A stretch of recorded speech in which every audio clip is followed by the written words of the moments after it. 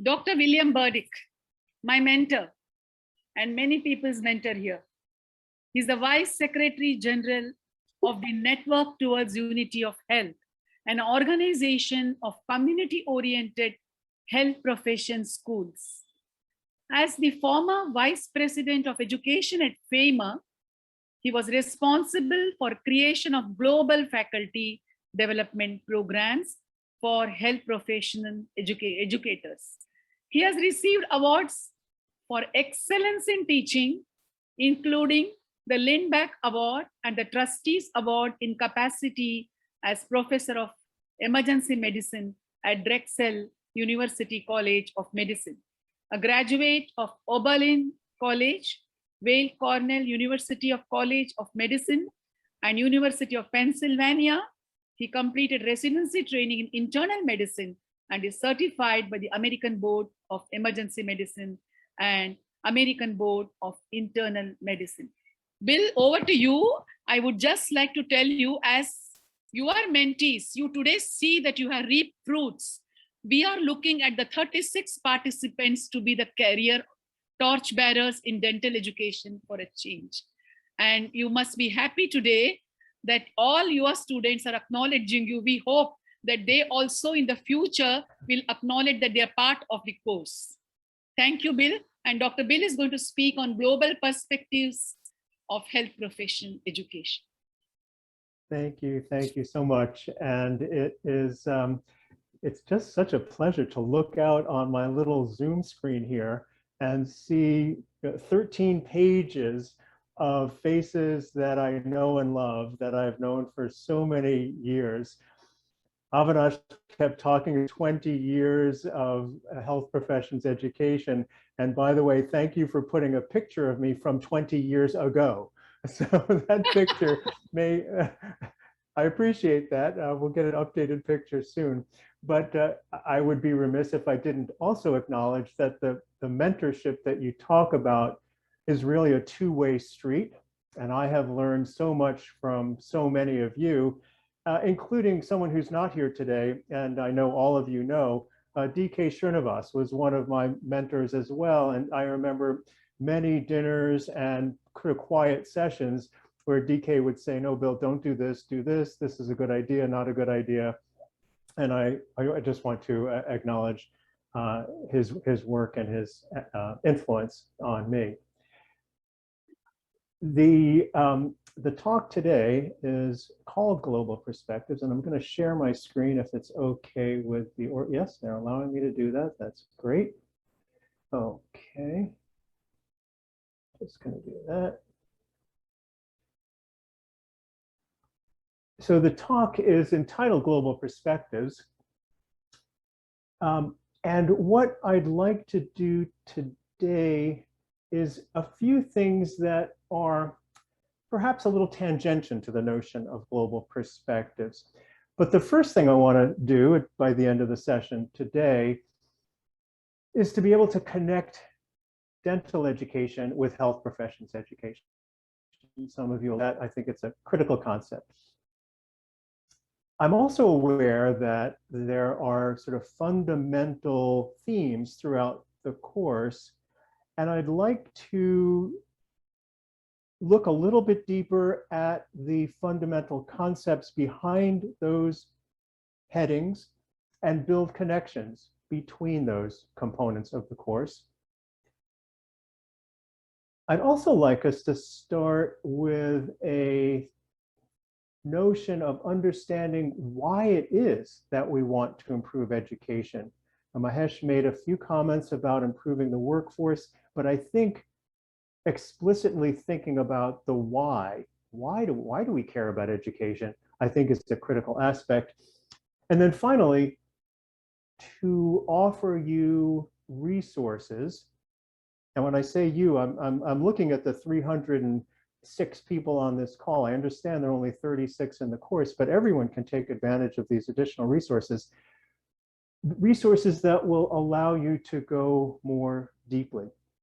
And Avinash will recognize many of these resources because we have the pleasure of being together in a book group, and that the readings that we've done and talked about together are going to form the basis for this talk.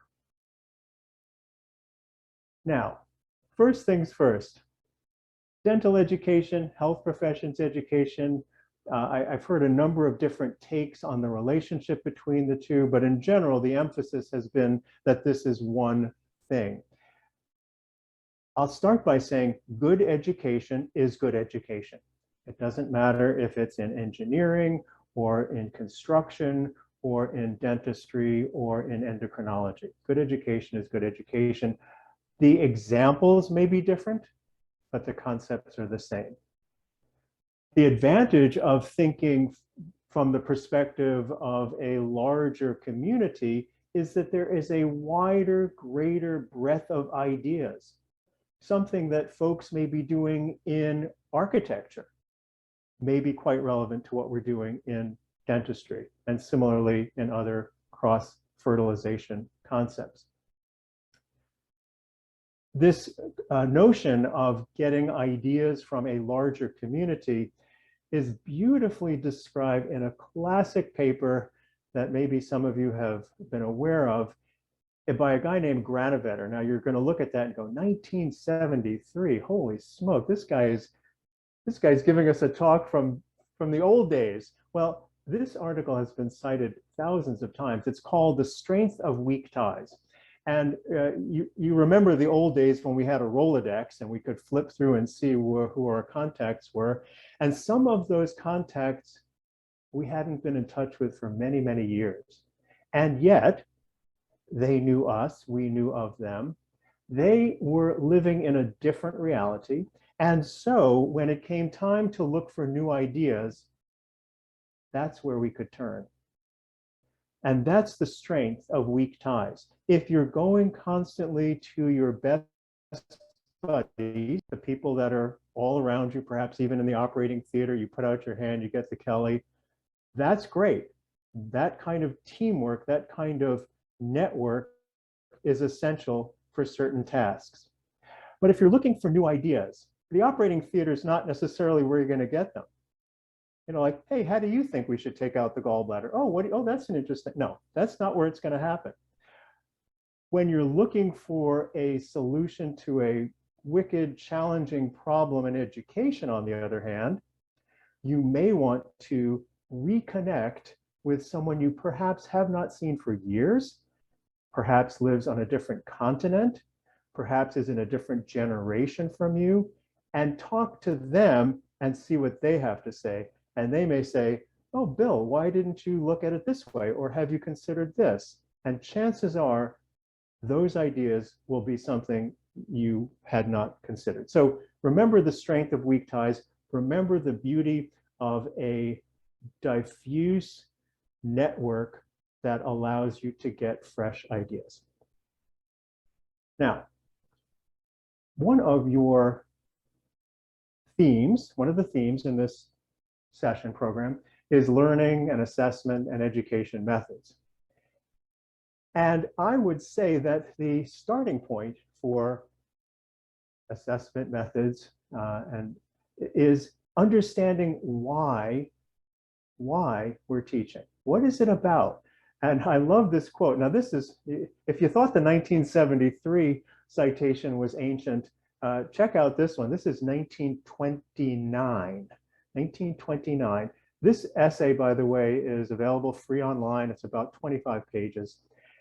And it's written as only they could have written, in 1929, with words like this: a merely well-informed man. Of course, it was 1929, so they didn't think of education of women, although he talks a lot about that as well. A merely well-informed man is the most useless bore on God's earth. And what does he mean by that? Beware of inert ideas, ideas that are merely conceived without being used, without being tested, and importantly, without being put into fresh combinations. So Alfred North Whitehead, in his wisdom in 1929, was talking about things that we're talking about today, application of knowledge. And if you don't teach with a sense of application of knowledge, you're going to be creating useless bores. according to Will Alfred North Whitehead. He goes on to say that education is the acquisition of the art of utilization of knowledge. So there's that metacognition aspect of teaching people how to use information, how to take static inner information and how to apply it in various settings. And he also was a really early advocate of intersectoral collaboration. He says, eradicate the fatal disconnection of subjects. Fatal disconnection, those are pretty harsh words, which kills the vitality of our modern curriculum. He talked about, oh gosh, let me remember, applying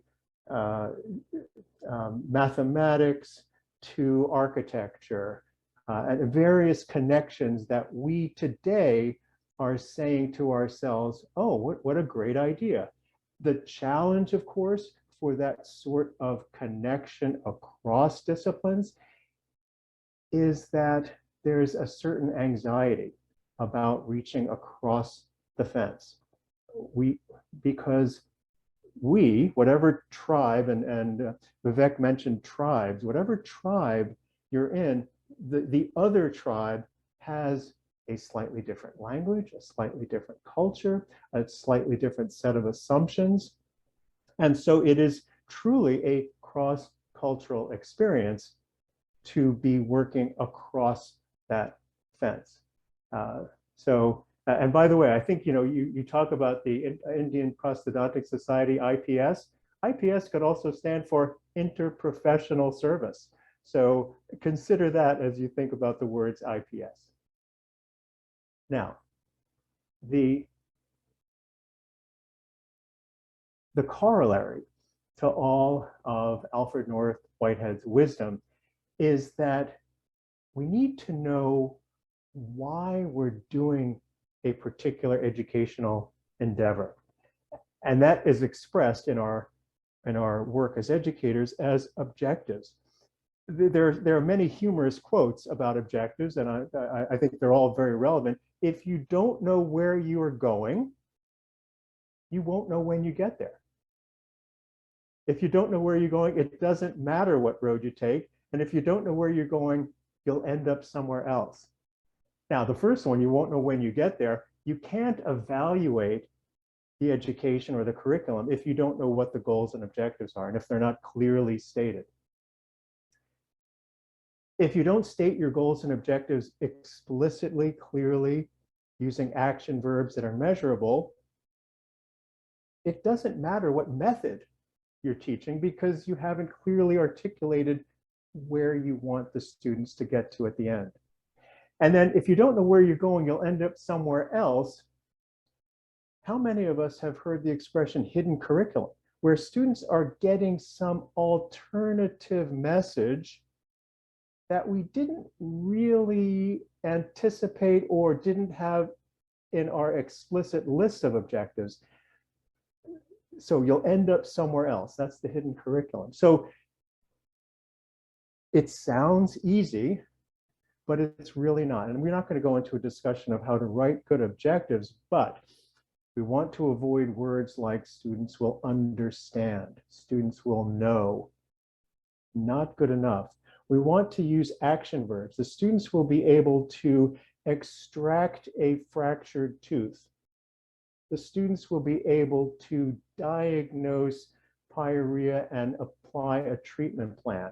So those sorts of explicit action verb oriented objectives are critical. And I'm sure in the course of the program that is going to be implemented shortly, objectives are going to be a key finding. But I just wanted to harp on objectives because you're going to talk a lot about assessment. And if you don't know where you're going, you won't know when you get there. You won't be able to have a good assessment method. And similarly, the relationship between objectives and assessment is reflected, as I mentioned, in the methods. If you don't know where you're going, it doesn't matter what road you take. That's the methods. You need to have methods that support your objectives, and you need to have assessment tools that reflect exactly what you want the students to be able to do, not just to know. Now, another aspect of what your program will be talking about is personal growth. And I can't think of a better opportunity to dig deep in personal growth than the Parker Palmer book called The Courage to Teach. This is a beautiful book. It's been around for quite some time. It's really, it's almost spiritual in many ways. And I'm not particularly a spiritual person, but I found it just so inspiring. And what Palmer says is that good teaching requires that we know ourselves. We really understand who we are. Who is the self that teaches? And in that respect, he's talking about integrity and change, and uses this expression called the divided self. So how many of us have been in teaching experiences where we really thought it should be done that way, but the system makes us do it this way? So the divided self is when he says that, he's referring to what you believe versus what you do.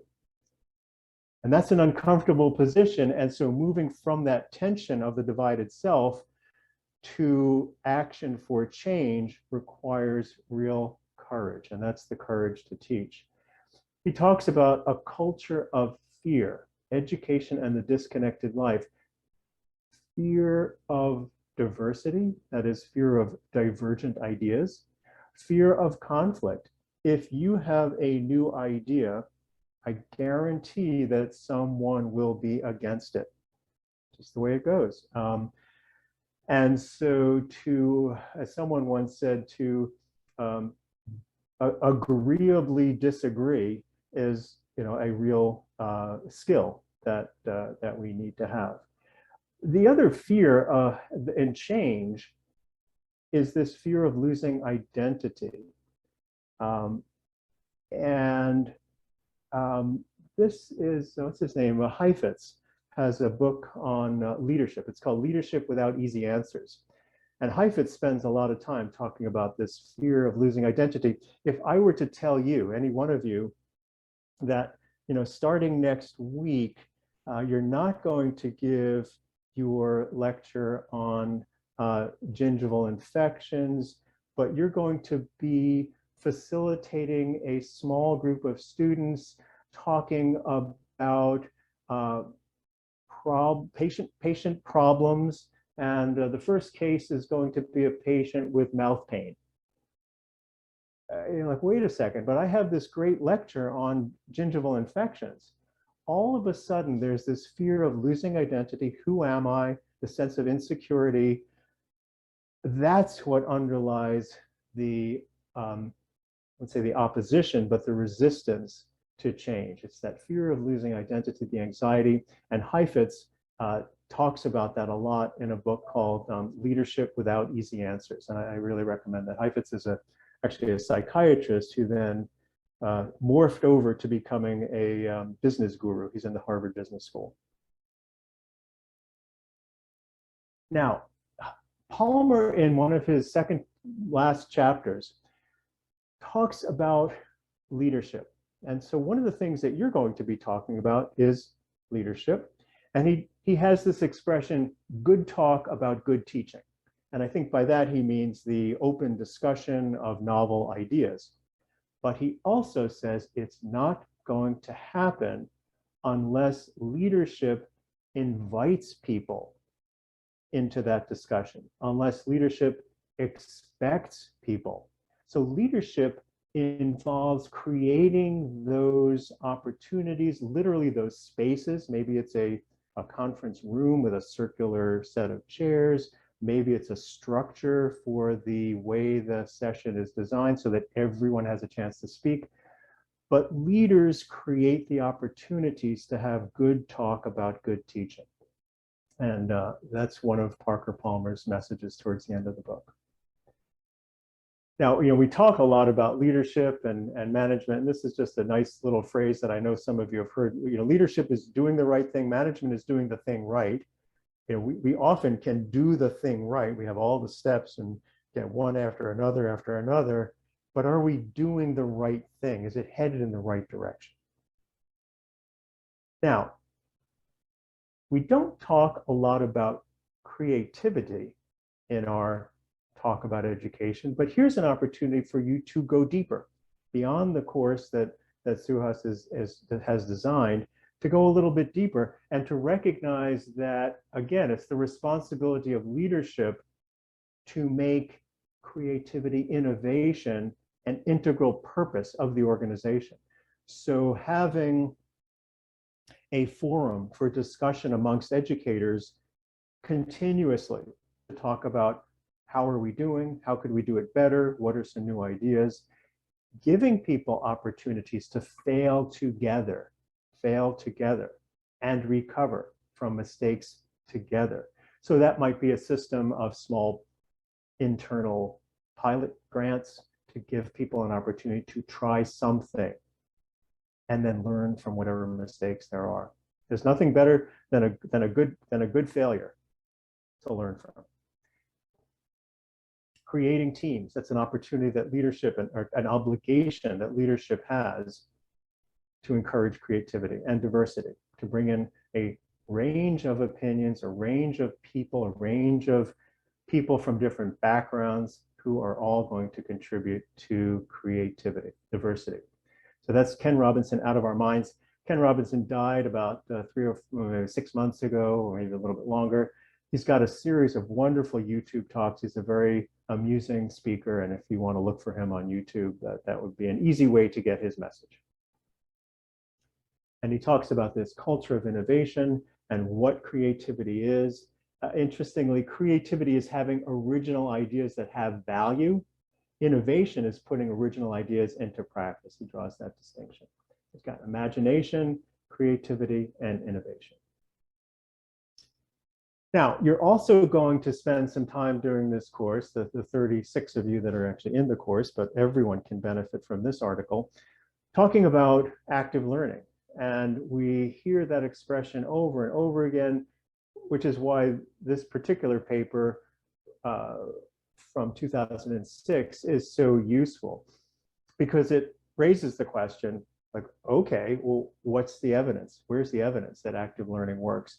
And Joel Michael goes through probably 80 or 90 references going back to neurophysiology that talks about where that evidence is. And this is a nice read, and I would encourage you to dig deeper into this notion of active learning. He talks about learning involving the active construction of meaning by the learner. It's hard to do that when you're sitting in a room and just having someone talk at you. He talks about the difference between what, that is declarative knowledge, and how, procedural knowledge, as two different processes. He also posits and gives evidence for the fact that individuals are more likely to learn when they learn with others. Learning is a social event. Learning is not an individual sport. It's a team sport. And meaningful learning is facilitated by actually moving one's mouth and articulating explanations, whether it's to yourself, saying it out loud, whether it's to your peers, or whether it's to your teachers. These are just some of the little pearls that come out of that lovely article by Joel Michael. And I recommend that if and when you choose to go deeper, and I encourage you to do that, this is one of the things you should read. Now, you're also going to spend some time in this program talking about evaluation and research. And the two terms sometimes get people a little bit concerned, but essentially what we're looking for overall is rapid feedback and modification for the purpose of improving. We know that numbers can impress people, but it's often the qualitative data that allows us to make the improvements. Now, I don't need to spend a lot of time on the distinction between research or evaluation, because it's really almost a distinction without a difference. But the way I like to articulate it is that program evaluation is for the stakeholders. It's for the local stakeholders to decide if something's working, why it's working, if it's not working, why not. Whereas research is for everyone, not just the stakeholders. It needs to be generalizable. And one of the guides to, and a lot of people say, well, I'm doing this evaluation, but I'd really like it to be research. Well, one of the guides is to ask yourself, can the results of my evaluation be generalized? And does it achieve the so-called 5Ps? So what are those 5Ps from Diamond, Schulman, and Simpson? Does the product require expert knowledge? Is it a rigorous process? And I would argue that both evaluation and research both need to be rigorous. Can it be verified outside the local context? That's the peer-reviewed aspect of research that we often do not apply to evaluation, although sometimes evaluation is done by an outside group. Is it publicly available? Again, that's usually in the research domain, not in the evaluation domain. And is it a platform that others can build on? So research always starts with the work of others, and it is an opportunity for others. It should be an opportunity for others to build upon your work. So this is all I'm going to say about the distinction between evaluation and research, because I know it sometimes worries people, but it's not that complicated. Now, we'd like to develop faculty as folks that can evaluate and can do research. And I'm not going to talk a lot about that, except to say that when we talk about building on the work of others, you have to know what the work of others is. So this seems logical. So if you don't read, you can't write. So when you're reading, you see where the evidence for certain methods exists, and or where the gaps in that evidence exist. You may understand why they work, or you may see that there's a lack of explanation for why they work. And you may also see by reading what the particular context is for their work and understand whether or not it can apply to your work. So when you're developing faculty, and many of you on this call, I mean, we have 200 and 300 people on the call, many of you are in leadership positions that are going to be supporting or helping faculty to become researchers. And these are the things that I think are important to remember. Now, when we're talking about application, and part of this program, this faculty development program is about application, it's critical that the application is authentic, that it's real. And I think that there is people like to talk about the expression needs assessment. I don't really like those sorts of jargon words, but I think the fundamental concept is that you need to talk to people. And as my friend Heenel says, we have 2 ears and 1 mouth because listening is more important than talking. So listen to community, students, faculty, administrators, and from that, identify where the needs are and develop an educational project. And what we've used at FAMR in the 20 years that I was there was a handbook that just sort of walks people through. This is publicly available material. It's got what they call a Creative Commons copyright, so it just means you can use it with acknowledgement. But this sort of handbook is very helpful for young and not so young faculty members to move forward with a project. And I'll just say one more thing about research, and that is this lovely little thing. So I gave you a 1973 reference, a 1929 reference, and now I'm going to give you a 1963 reference. This book has been republished. Actually, it started off in 1959. This book has been published, republished, I think about 50 times. I used it when I took my master's in education. It's a skinny little book, and by the way, it's available for free online because it's been around for so long. I know most of you have done plenty of research, but I suspect that some of the designs that are in Campbell and Stanley in this particular book may represent a little bit of an extension of your current research skills. So this is a nice, handy little, and by the way, free book that can help guide experimental methodology. So now those are the main messages that I wanted to submit to you, but I do have a final word of advice.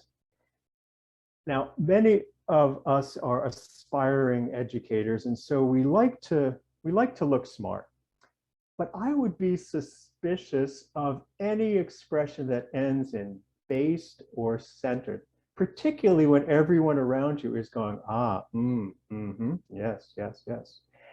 Problem-based, competency-based, community-based, evidence-based, student-centered, teacher, all of those words cover up more than they reveal. I want you to look for the concept and not the jargon. I want you to, when someone says competency-based, I want you to say, tell me exactly what you mean without using the word competency-based. When you say community-based, tell me the details. Once you have the details and the context, then you can agree on, okay, we're going to use such and such an expression as a shorthand.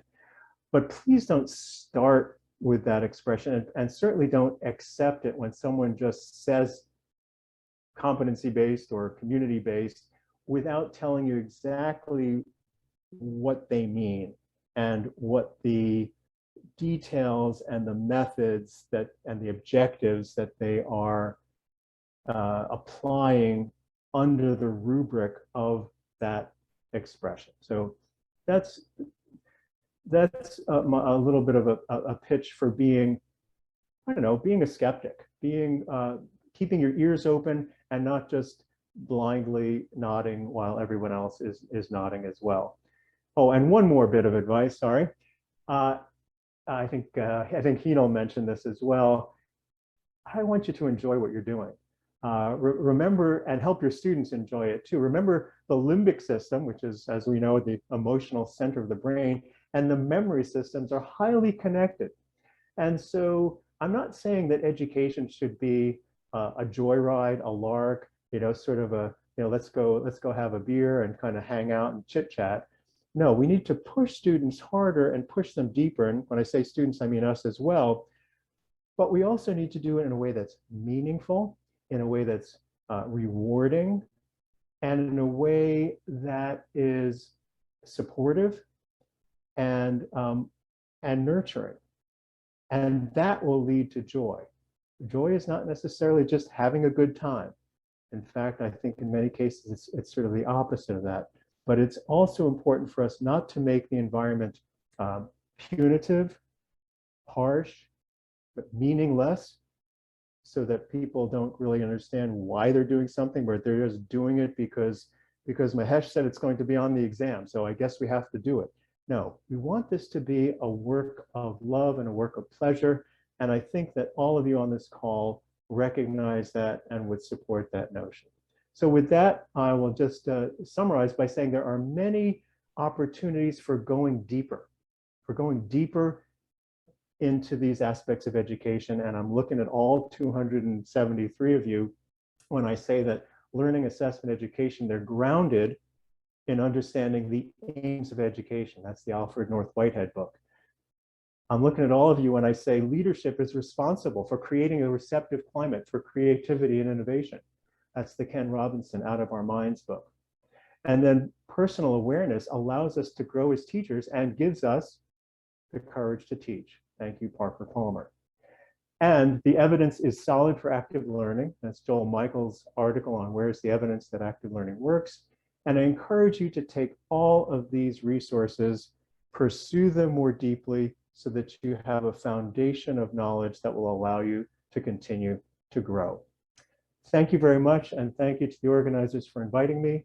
I would very much welcome questions, comments, thoughts, and any other things you'd like to throw at me.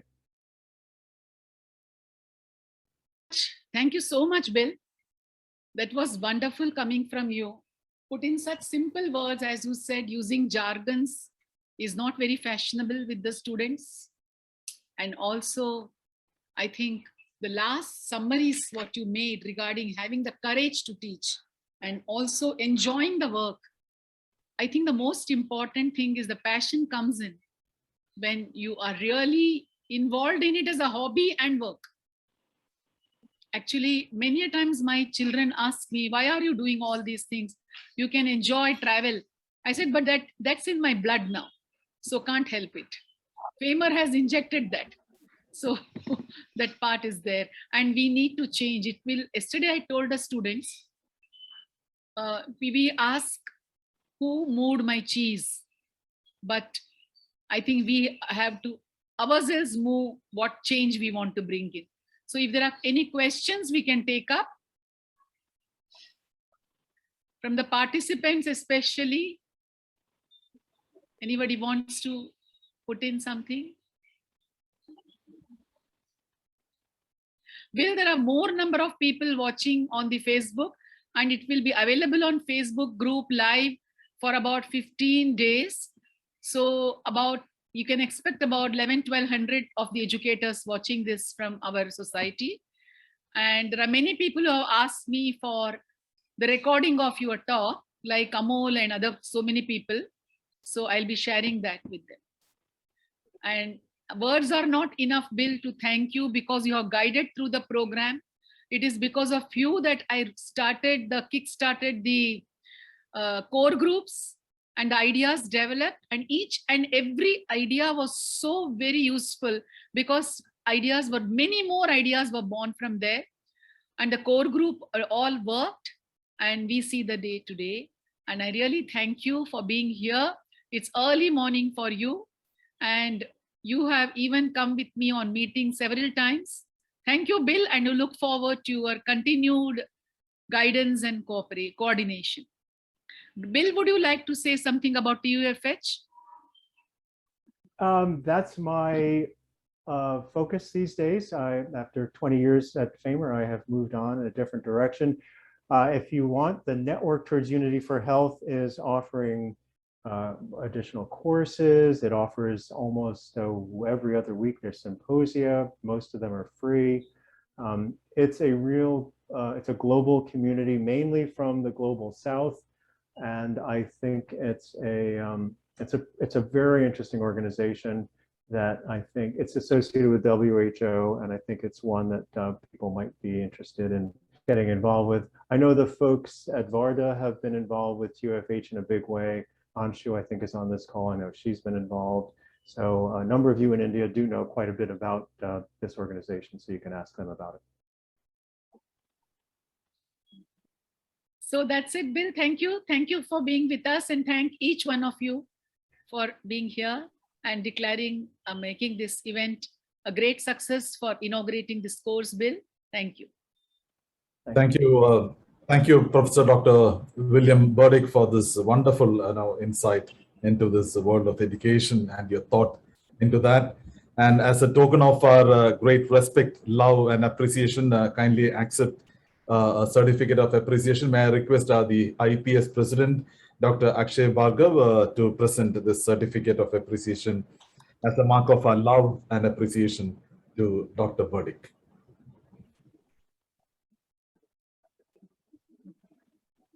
Dr. Akshay. Unmute. Yeah, you can. You are unmuted. Okay, thank you, Dr. Rupesh. Fantastic, sir, a wonderful speech, very thought-provoking, inspirational, and highly motivating. It's a fantastic beginning, and you've set the pace. Thank you so much on behalf of the Indian Prosthodontic Society and all the people who are listening to you. Please accept this certificate of appreciation from our side. Thank you. Thank you very much. Ladies and gentlemen, let me thank all of you for your very gracious presence all through this inaugural session, as well as the keynote lecture by Dr. William Burdick. Now we will be adjourning this particular session. All the program participants and faculty will now can now log on to the Zoom link, which has been given to you for the course. We'll have some ice-breaking sessions and pleasantries, as Nagda Madam has planned something very nice for you all. So once again, our greatest of appreciation and thanks to each and every one of you for being here with us this evening. Thank you. Thank you very much. Thank you. Thank you, Bill. All the participants are requested to join the second link, which has been shared in your WhatsApp group. So for ice-breaking session by Dr. Suresh Shari today.